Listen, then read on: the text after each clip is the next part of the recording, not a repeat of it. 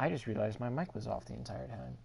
So you guys didn't hear anything I was saying, which is absolutely fucking brilliant. So I'm off to a fantastic start here. Let's try that again. So the team that I'm going to play this franchise mode as you guys can obviously see on the screen right now, we're going to go with the New York Rangers, the original 6 team. Really excited about this one. A lot of people said that this was the one that I should do to kick it all off, mainly because the Rangers have very much been in a win now mindset with players like Henrik Lundqvist, Ryan McDonough, Derek Stepan. Like, they've constantly been on the cusp of doing something great, but have not been able to get there or do it. And as a result of that, they've kind of traded away a lot of their youth, a lot of their prospects, like Alexei Sorella. They really haven't had much in terms of draft picks and such, and they've been making up for it quite decently by going into the college free agent pool. But again, since EA does not have the rights to the college teams, we won't have that added benefit or that added advantage of being able to rebuild the youth of the team through signing young prospects onto the team. So that's kind of something that I'm excited about doing, and hopefully we can get something good going with it. I'm going to go ahead and leave owner mode on. Actually, let's go through all these. I'm going to leave owner mode on, mainly because I feel like it's going to be an extra added challenge to the game and to the gameplay itself in order to make it more challenging. Because, you know, like, you can go out and you can sign all these players, or you can trade away all the players, and you can get all the first round draft picks. But when you have that added extra benefit of having the owner mode active, it gives you extra guidelines that you have to meet your goals within. And that's something that I think is really interesting, and I think it could easily make this series more interesting because of it. Fantasy draft, we're not going to do that. Salary cap, always on. GM firing, I'm going to leave this on so we have a bit of a risk factor involved. I don't know, though. I will leave that on for now. I probably won't do any simming in this video, so if you guys think that I should turn it off, that way I'm going to be completely stuck with the Rangers throughout all 25 years, then let me know, and I'll do that, because again, this is meant to be a Rangers GM mode. But at the same time, having the benefit of possibly getting fired pushes me to reach these goals, meet these expectations from the owners and stuff. So I'm going to leave it on for now. If you guys don't like it, next episode, I'll redo everything that I did in this one and just turn it off. Or I can probably turn it off from the settings. CPU trades on. Morale meetings. I'm going to leave that on as well, because it's a better system than what they had last year. I'm going to leave that on for now, because then that forces you to better manage your players, and that's another extra added challenge that I like. Waivers on. I'm going to turn this off. I don't like it when the AI edits my lines and stuff like that. I like having very full control over everything that I'm doing within the game. Auto finance is off. Yeah, I want to have full control. Accept relocation off. I'm not going to relocate the Rangers. There will be another, after I'm done with the Rangers, I will do another franchise video, or franchise mode, where I do, well, franchise series, I guess, where I do relocate a team, but it's not going to be in this one. So I'm going to have that off. And don't sign auto free agents. Okay, sweet. All right, New York Rangers, superstar, franchise mode length. Oh, I got to turn off one other thing. Quick settings. Where is it? Trade difficulty, hard. And then it's advanced settings. Auto rotate goalies, off. Because I've noticed that when you leave that on, your backup ends up playing a lot more than your backup actually should, and I don't want to have that. I'll go in and manage the goalie rotation myself. I should know when to play them. All right, salary cap warning. Oh, yes, that reminds me. I went ahead and I did edit the rosters already. I used a mixture of Peter Puck's rosters and my own created players. So I added in a lot of the players that the game was missing, a lot of high-end prospects that the game was missing. And I also went ahead and I edited quite a few players to better reflect how they actually perform on the ice, because they were underrated by the game. So again, if I miss somebody that you see as I'm going through this, leave a comment or put something in the chat, and by the next video, I will go in and add them in to keep us going. All right, yeah.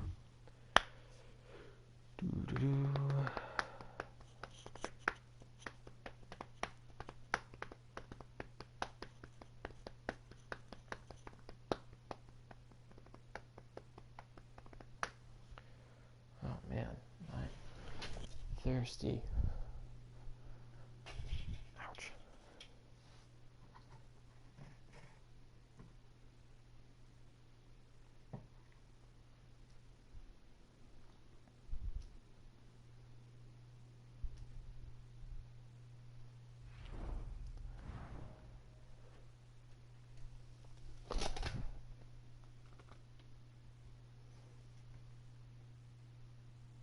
All right, ownership miscellaneous. All right, owner's expected profit. Okay, so let's go through some of this stuff right here, because this is going to be pretty important to how the team operates and how the team moves going forward.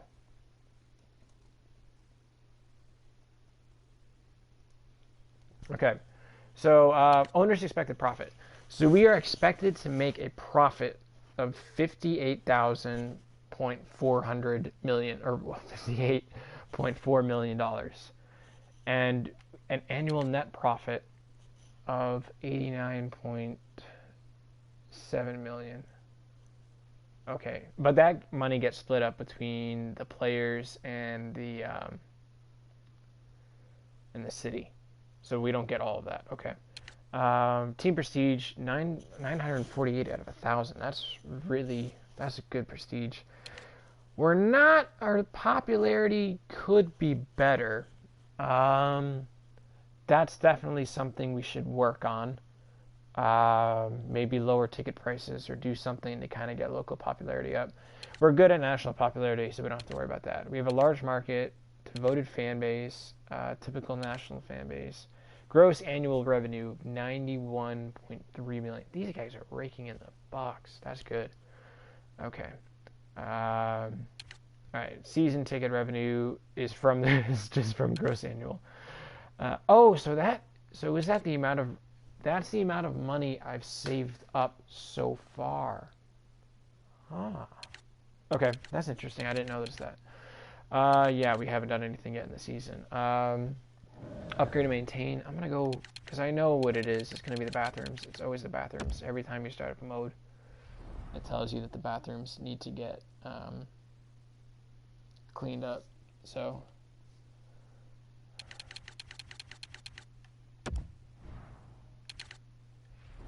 we'll quickly repair those. It'll take 5 days to get that.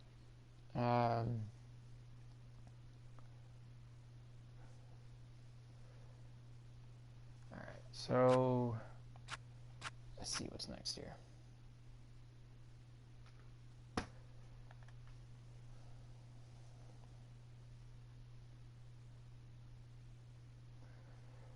Fan happiness. All right. This section shows you what impacts a given category. Okay. Yeah, I already know that.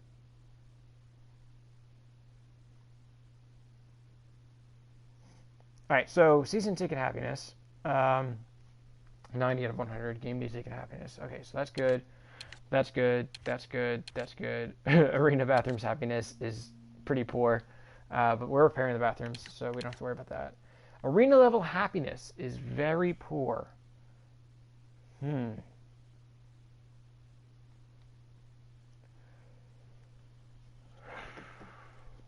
So that's definitely something that needs to get worked on. And that we'll have to mess around with. Okay. So how decked out the arena is. Overall upgrade level of the arena, number of parts not servicing the arena. Okay. Interesting. All right, but that is that is in the caution area and is getting low. So that's something we need to look at. Team information, team chemistry. This is one that I'm going to go back in a little bit here once I get through all the owner stuff. So team chemistry is at 75 out of 100. So it's not it's not good. Well, it's not bad. It could be better. Team morale is pretty decent.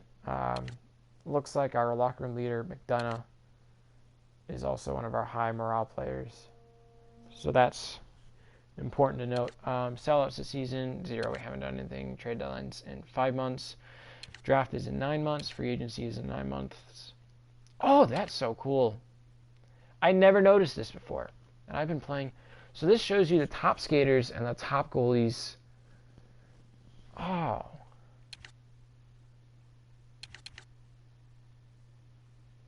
Oh. Okay, so a lot of people I've seen on Reddit and stuff have been complaining about this specifically right here, like that they can't find this kind of information, or this information is not available to them. And it actually is. It shows you like the top available players, and it shows you the players that you have on your block. Like, and that's throughout the entire league. That's not just who matches your trade block. And then for the entry draft, it shows you the top 5 skaters and the top 5 goalies available, which is phenomenal. It shows you for free agency.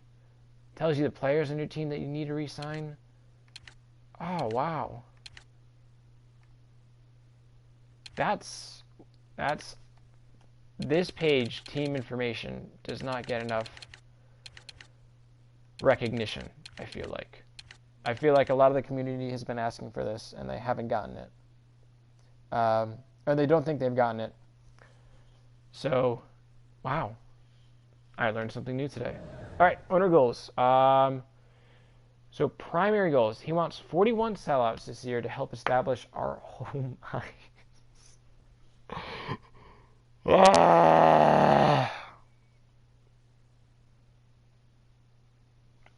This is not good. For those who don't know, the NHL season is 82 games. 41 of those games are played at home. So he's basically saying that he wants a sellout every single night this season. Oh my gosh. That is going to be extremely, extremely difficult to do.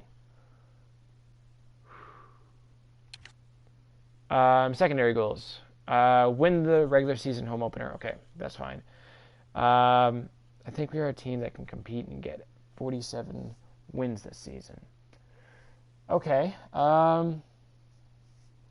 That's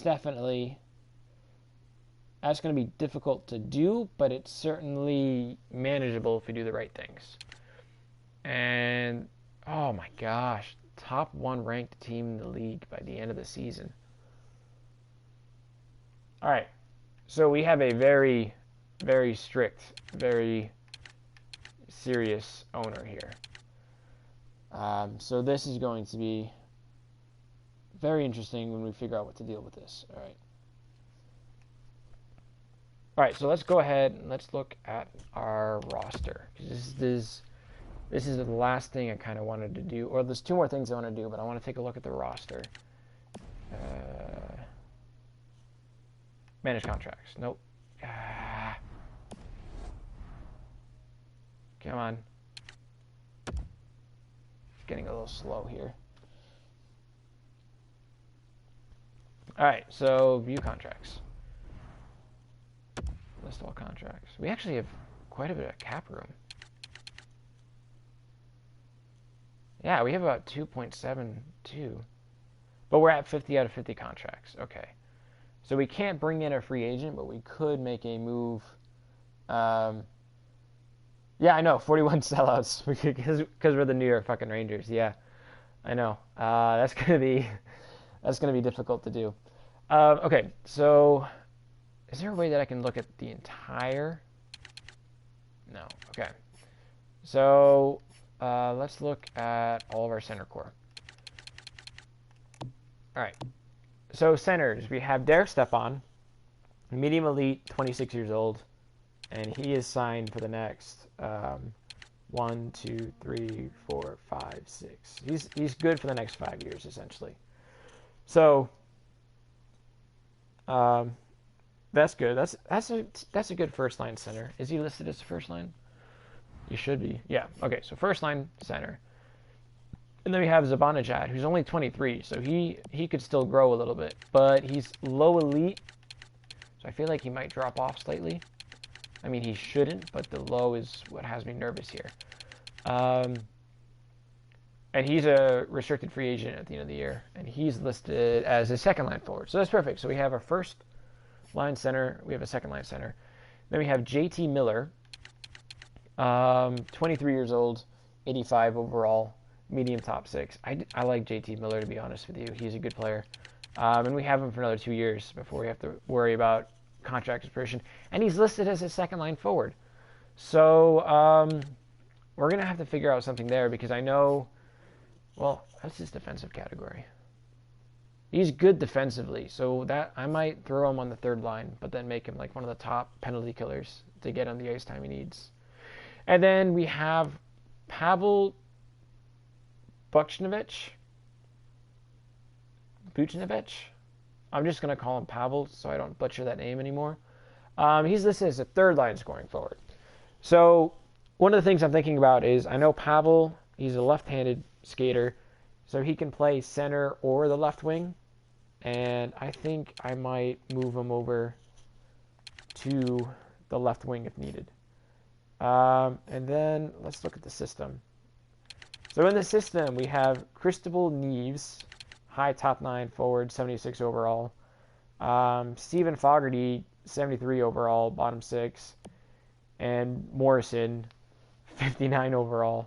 But he's unsigned right now. So that would be something that we could definitely need, would be a fourth line center. Possibly even a top line center for the. Oh no, he's on the scoring line. So, but yeah, so we definitely need to get a fourth line center, and I think we should move Pavel over to the left wing if needed. We got to see where our left. Oh, we have a stacked left wing core. Oh, that's true. So in terms of left wings, we have Chris Kreider, who's ranked same overall as Rick Nash. And he's Rick Nash is a top 9 forward. $7.8 million for Rick Nash, a top 9 forward. Oh, I definitely want to keep Chris Kreider. I think he's listed as second line, but I think he's going to play first line for us. Just because he's 25, he still has one more year of development, and he can grow and be an even better player. So I'm happy with that. Rick Nash, probably going to be our second line left winger. Jesus Christ, that contract is absurd. He is a guy, I'm going to get to this later when we get to the trading, but this is a man that I'm trying to decide what we want to do with. He's got 2 years left, $7.8 million though. And that would be great to have off the books. Maybe move him for like a first round draft pick or something like that. But I don't know. It's up to you guys. I mean, he could end up playing really, really well in the simulation. So there's that. Michael Grabner. This is where I'm having difficulty here. Michael Grabner is listed as a top 9 forward. So he's probably going to be third line scoring forward. 28 years old. We have him for 2 more years. And then we have Jimmy Vesey. Good old Harvard boy. Also listed as a third line scoring winger. Um, and he's only 23 with a medium top 6 potential. So playing VZ in that third line scoring role, put him alongside JT Miller, I think that's a better plan than having Grabner be the third line left winger. But then what do we do with Grabner? Do we move him out, or do we throw him on the fourth line? Would he even work on the fourth line? His defensive categories aren't that bad. His physical categories aren't exactly stellar, though. He's a great skater. I'm going to have to figure out what to do with him. And then we have Brandon Peary. I don't know what to do with him. I think he's too good. Well, he's considered a depth forward, so I might be able to scratch him without having to worry about the morale, but I don't know. He's consistently put up 20 points for the last 3 seasons.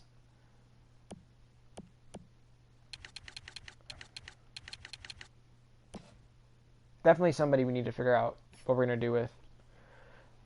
Right wing. We might be short on the right wing. No, we're fine on the right wing, actually. So we have... Okay, this is... Okay. I'm starting to see a possible solution to our stacked lineup here. So we have Matt Zuccarello, who will probably be our top line. Well, Matt Zuccarello is listed as a second line scoring forward. What's Kevin Hayes listed as? Hayes is listed as second line as well. I'm thinking Zuccarello might be on... Oh, Zuccarello on the first line, Hayes on the second.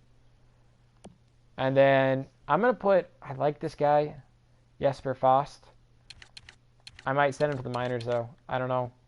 Medium top 9 forward. He needs the ice time so he can grow. He's only got 2 years of development left. And we have Josh Joris, who's the perfect fourth line right winger, I think. No. I thought he was a more physical person. I guess not. So I'm fine. We could send Josh Joris down and then pull one of our many left wingers over and have one of them play the right side, like Rabner or somebody. Or even pull Pavel over here once we get that center iceman. I forgot to check what we have in the system for left wing. Yeah, we have... That's another guy. We have Oscar Lindberg, who's probably NHL ready. Yeah, he's listed as a third line scorer. So we're going to have to call him up. Outside of that, I mean, Kovacs is the only guy who kind of really stands out here. 71 at 19 years old. That's pretty impressive. Danny Paez, this is a 68. Wow. And we also have Tanner Glass, but I think Glass will just be emergency if we get people injured. And then for the right side, we also have Justin Fontaine, who's also... Oh, he's listed as a minor scoring forward. All right, that's fine. Then I can leave him down there. I thought it was somebody else. And then Malky Stromwall, low top 6. That's about it. So we have the pieces for our forward core. We have the pieces in place right now for our forward core. We do need a fourth line center, but we really have the pieces in place to be a contending team right now. And a lot of the guys, like the core players, they're all under the age, outside of Rick Nash, are all under the age of 30. So we could keep this core together for a while. The problem is we just, outside of Stepan, we really don't have any elite talent. We don't have an elite winger that we can throw on the side. So that's something to consider.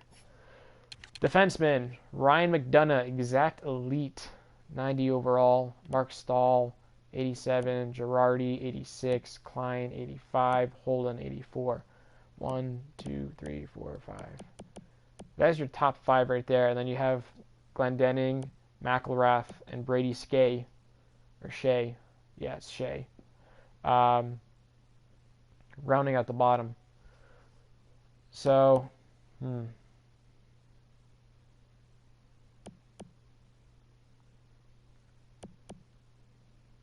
One of them's going to have to go down and play. I think I'm going to send... Yeah, Brady Shea's going to go down and play in the AHL. How do we look in the pipeline here? Rafael Diaz, Anderson, John Gilmore. Oh, the Providence Friar. I enjoyed watching him when I used to live up there. So John Gilmore, and that's pretty much it. I mean, we have Renonen, 61 overall, medium top 6 defenseman, unsigned. But yeah. And then the big one. Oh, this is the biggest question mark I have right now. Henrik Lundqvist, 92 overall, 34 years old, signed for the next 5 years. So that seems to be the window, because we also have Stepan signed for the next 5 years. So it seems we need to do something within the next 3 years here. Because by that point in time, Lundqvist is going to be 37, and he's not going to be 92 overall anymore. So we really need to get a winning combination. We need to get that elite winger before then.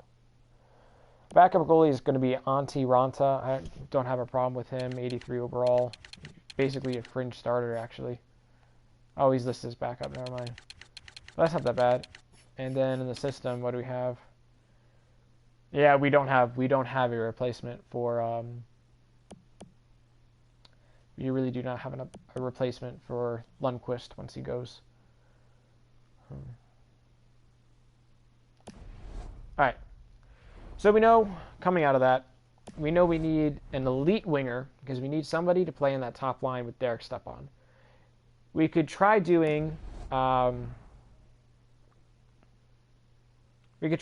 Chris Kreider, Stepan, Zibanejad, or Chris Kreider, Stepan, Nash, or Nash, Stepan, Zuccarello. I think I said Zibanejad by accident earlier. But point is, we still need, I think Chris Kreider, if he's given it another year and he plays well, he could hit 87, possibly 88 overall. I don't think he will, but he has the potential to. But we really need two things: that elite winger, and we need a replacement for Henrik Lundqvist. And how are we on the draft? I didn't even look at that, what our draft pick situation is. So we have a first, a third, a fifth, a sixth, and a seventh. So we still have this year's first round pick, and we have the Ottawa Senators second round pick for next year. So we aren't too terribly screwed in the draft pick department.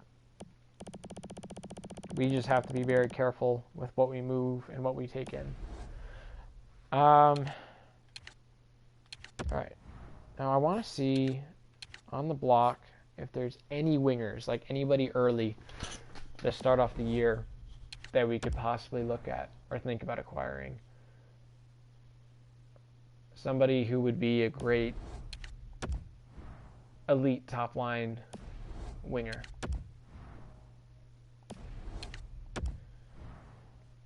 But then that raises the question, who are we going to move for that player?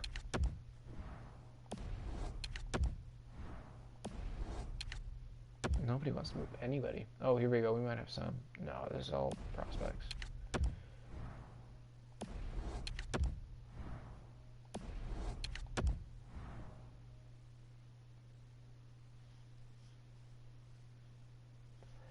Henrik Zetterberg.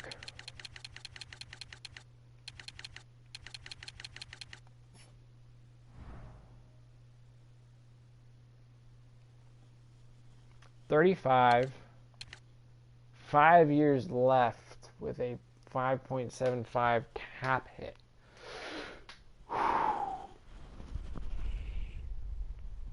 And we could always put Zetterberg on the left side. That might be...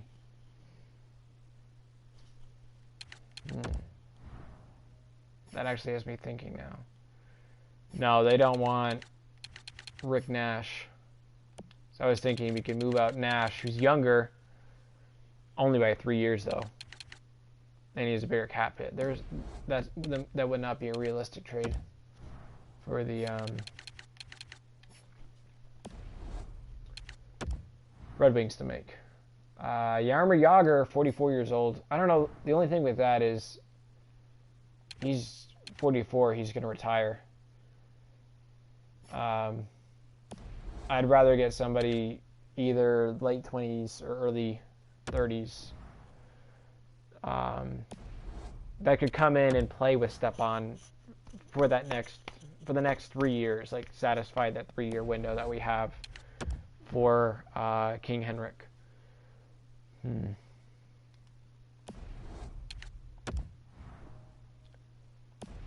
So far, I'm not seeing anybody. I mean, a lot of prospects and a lot of defensemen are on the block,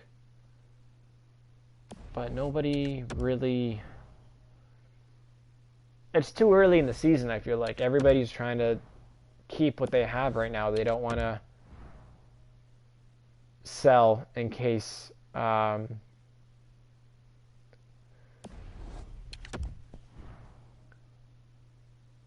they end up having a good year.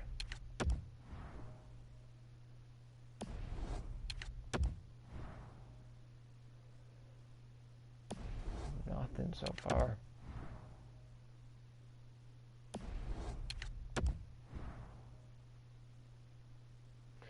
The Sedins, again, 35 years old, same deal as with Zetterberg, but 2 years left at $7 million.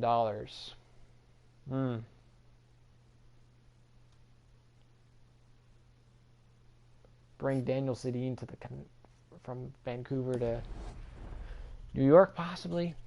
Who would we give back though? They have less than $2 million in cap space. We have less than $3 million in cap space. Yeah, and that's going to be all the teams.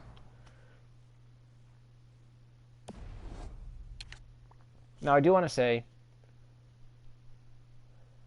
for our goaltending situation, with finding a successor for King Henrik, I like Brandon Halverson.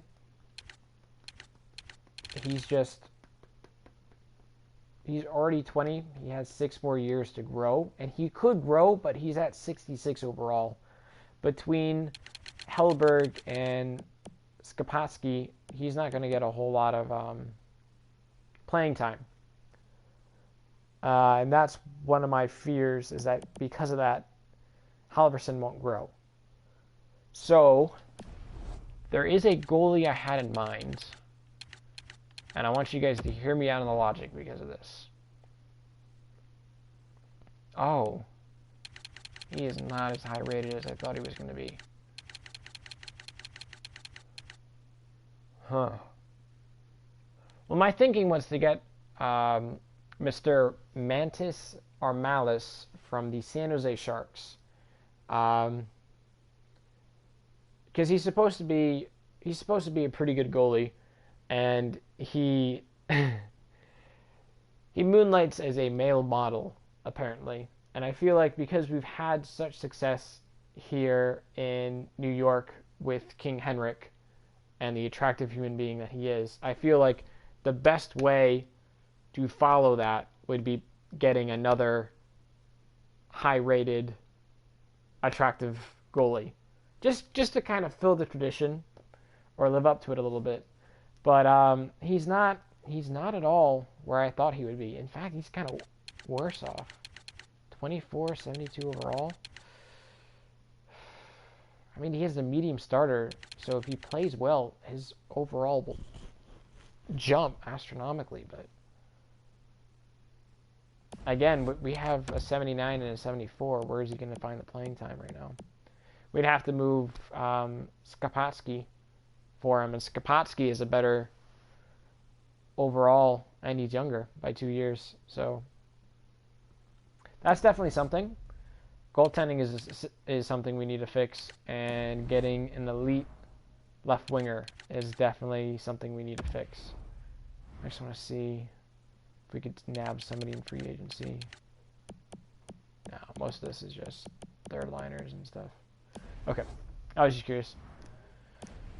We're at 50 out of 50 contracts anyways, so that wouldn't even matter. Is there anything else I need to do?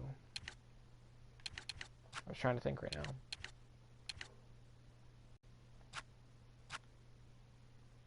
Anything else? Anything else?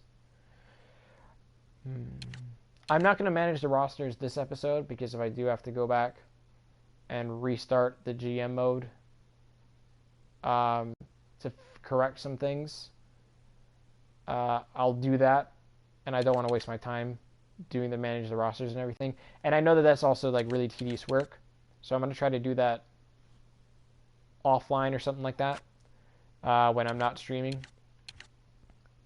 But I think that's pretty much it. We have our goals, which is we need to sell out every home game this year because we're the New York fucking Rangers. We need to be the #1 team in the league. That's right. Let me just pull up his goals here.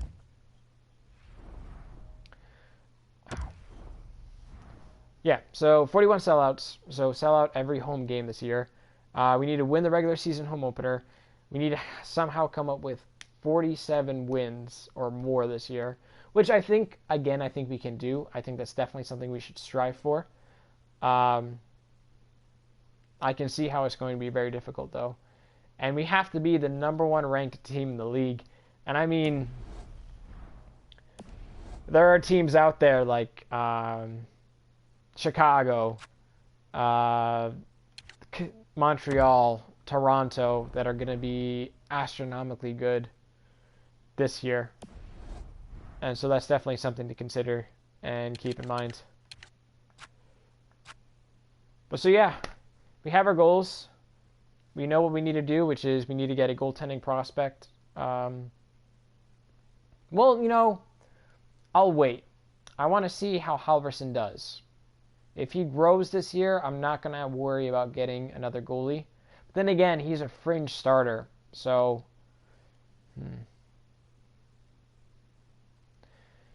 So we need to decide if we're going to get a goaltending prospect. We need to decide if we have faith in who we have or if we need to go out and get somebody who can be that elite goaltender that we need.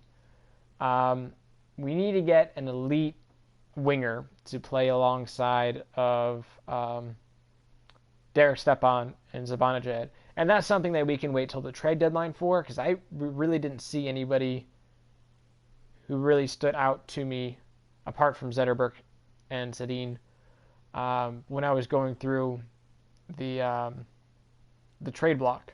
But if there's somebody that you guys know of and you can come up with a realistic reason for that team to trade them away and a realistic return from our team for them, let me know. And I'll probably do some scouting offline so I don't bore you guys with it to try and see if I can find a suitable elite winger.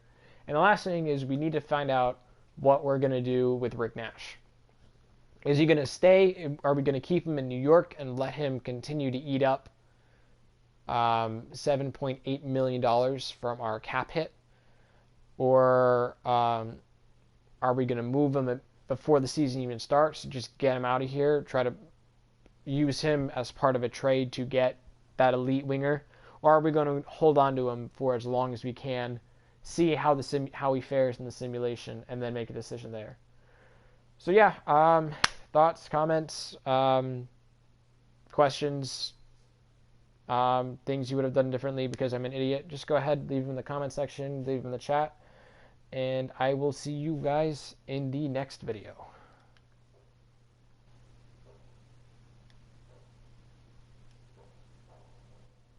Whoops. How do I turn this off? Come on.